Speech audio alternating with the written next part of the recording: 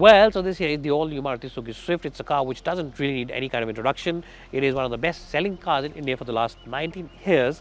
But this particular version, the 4th gen version, has its toughest competition, not from cars like the i20 or the Altros or the i10. It has competition from compact SUVs. Well, so what do I mean by that? Well, this particular version, the ZXi Plus, has a price tag of about 9.5 lakh rupees ex-showroom. And what that essentially means is that the Mahindra 3XO, the Nissan Magnite, the Kia Sonet, as well as Tata Nexon, even its own cousin, the Maruti Suzuki Fronx, you can buy their lower end versions or maybe even their mid-spec versions for the same price. And right now, compact SUVs are on everybody's mind. So the big question is, should you buy the top end ZXi and ZXi Plus versions of this car with all the bells and whistles, or should you prefer a compact SUV? That's the big question we'll try and figure out by the end of this video review. My name is Ashish Masi. If you've come to Times Drive English for the first time, then please subscribe to this channel. And if you want to watch the same video in Hindi, then please go to our other channel, Times Drive. We'll put the links in the box below. Let's get started with the 2024 Maruti Suzuki Swift.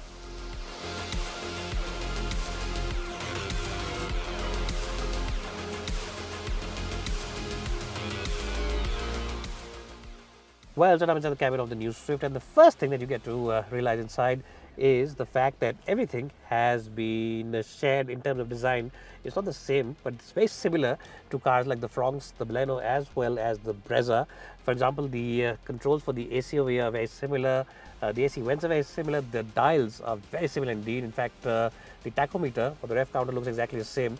The digital gauge in the middle has a lot of information. It gets things like torque and power, the acceleration, distance to empty, and stuff like that. So it is quite a good design. It looks very sharp. It looks very sporty. But I prefer the hooded dials of the previous version. It definitely felt sporty and a little unique. This one looks a little flat in that comparison, but yes, I think overall it works quite well. Now this particular version is the ZXi Plus, and you get all the bells and whistles in this car. For example, you get automatic headlamps, you get cruise control, you also get 6 airbags, but 6 airbags now are standard even in the base version, and even power windows and automatic climate control is standard on the base LXi. So the base LXi price might have gone up by 25,000 rupees, but even then it is quite decent value for money. If you want cruise control, then you have to spend a lot of money because it's only available on the ZXi Plus, not even on the ZXi. Apart from all this, the seat comfort is absolutely brilliant. These are the best seats up to 10 lakh rupees. I am not joking. These seats really are brilliant. The seat comfort both for tall and lanky people like me is good, and the support for your lower back is excellent. And of course, the side bolsters really are very good. If you push this car to corners, these bolsters really hold you well and feels very sporty. You also get a flat bottom steering wheel, which adds to the sporty nature of the car. And the plastics, well, they're more or less the same and more or less similar to the outgoing car, so no major improvements over there. And in terms of the overall build quality, well, let me just check it out for you. I think the quality of the door third also is more or less the same, so it's not really a big jump in that department. But overall, in terms of the overall ambience, the sportiness, as well as the youthfulness, this cabin seems to have it all. I'll give it a good score of 9 out of 10. Now let's jump in the back seat and see how good that really is.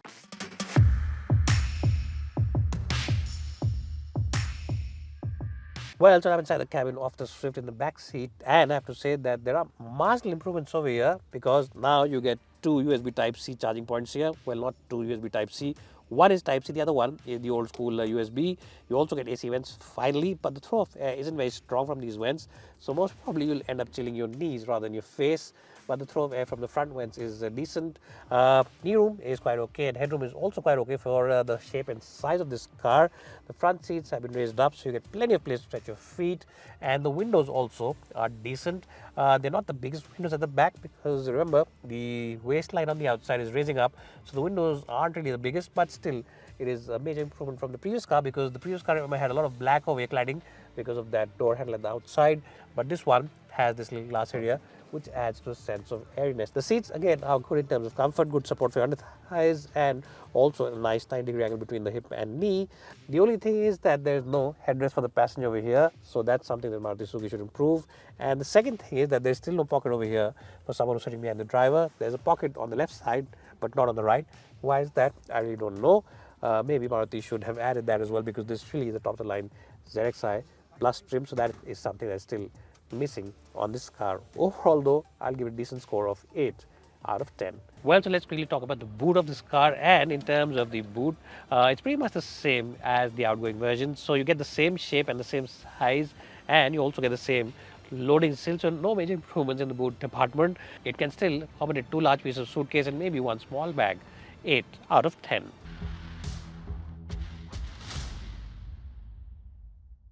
Well, so here I'm driving the new Suzuki Swift with the Z series engine. Yes, they called it the Z series, and Maruti Suzuki engineers and their marketing people are saying that they've called it Z because Z is the ultimate alphabet in the letters, and for them this is the ultimate engine in terms of refinement. Now, how much of that is true? Well, to be honest, it doesn't really feel noisy when you're driving it in a very sensible and serene manner. In fact, it doesn't feel like a 3-cylinder unit. So, in fact, refinement levels are very similar to the 1.2K series, but it's really when you rev it up hard, about 3,500-4,000 RPM, which normally people don't do.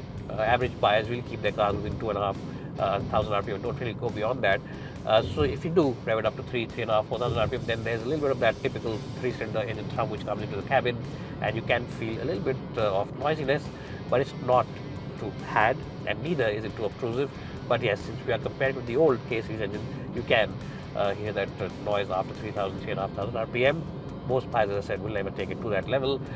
In terms of the overall initial torque, it is quite good, and this car does roll off from standstill without too many issues. You don't have to really rev it up to get it going. Initial response from the bottom end is generally very good, and you also get very good responsiveness in the mid-range, so it is quite a responsive engine. And even though it's about 7 bhp less than the outgoing engine and about 3 Nm of torque is lower on this one, in the city you never feel the difference. On the highway though, sometimes if you have a full capacity of passengers and the AC is on, then you might want that extra 7 or 8 bhp just to get that quick overtaking maneuver. But of course, you also get a mild hybrid system which gives you a little bit of assistance with the torque when you're overtaking, so that also helps in terms of driving on the highway. In terms of stability, it's a very familiar affair. It's pretty same to the outgoing car. So if you're doing about 80 or 90, it will be quite okay. After that, about 100 and all, you do feel that stability could have been better. The ride quality is good again, but yes, at slow city speeds, some of those badly patched roads and some of those potholes might just filter the cabin. It's not really uncomfortable, but you can feel some of them entering the cabin.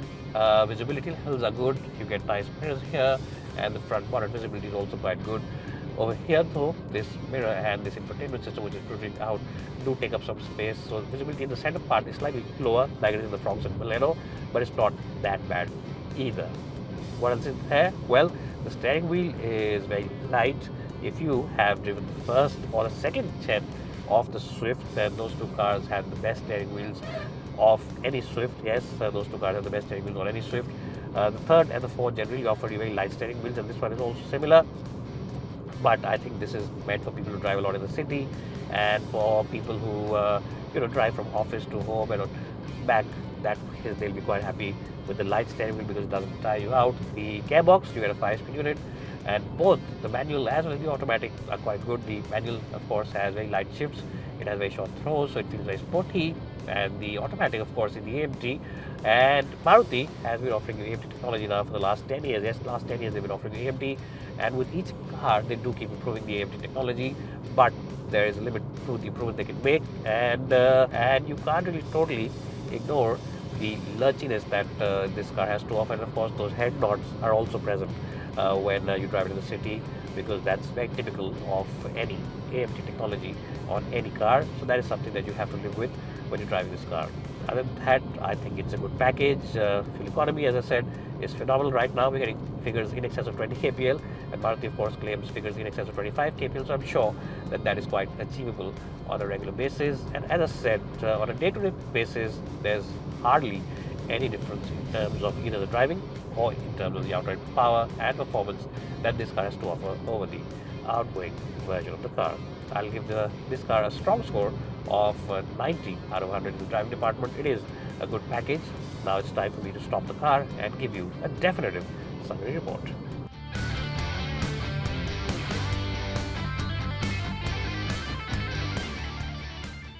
Well, so what's my final verdict with the all-new Swift? Well, I have to say that this car really does come across as a very solid and much improved all-rounder. It offers you great fuel efficiency, it offers you great performance, it offers you great refinement, and it's also decent in terms of space, as well as the pricing. Yes, remember the base version also comes with 6 airbags, automatic climate control, and also with power windows. And if you want the top-of-the-line version, the ZXi Plus, you can get that too. So if you want a car primarily for the city, then this definitely is a car you should buy. If you primarily drive about 80 to 90% in the city and only 10% on the highways, then the Swift is the ideal choice. And it's better that you forget those compact SUVs and don't really follow the herd mentality and buy this car instead. I'll give it a strong score of 92 out of 100. This isn't just any other car, it is the Swift, and it's a car which will give you a certain feel-good factor every time you take it out for a drive. It's bye for now, and thanks so much for watching this video.